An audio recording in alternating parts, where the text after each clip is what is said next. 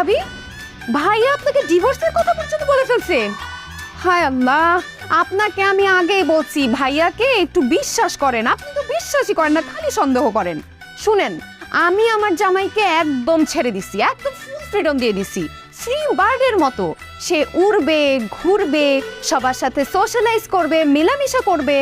আমি কোনো রকমই করি না, কোনো রকম বাধা দেই না ভাবি, ফুল ফ্রিডম দেয়া আছে।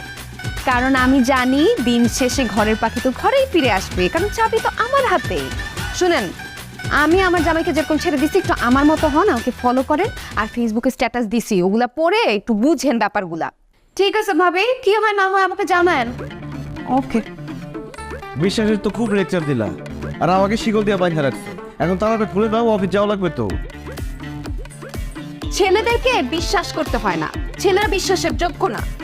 আমি মনে হয় পৃথিবীতে একমাত্র বউ যে তার জামাইকে অন্ধের মতো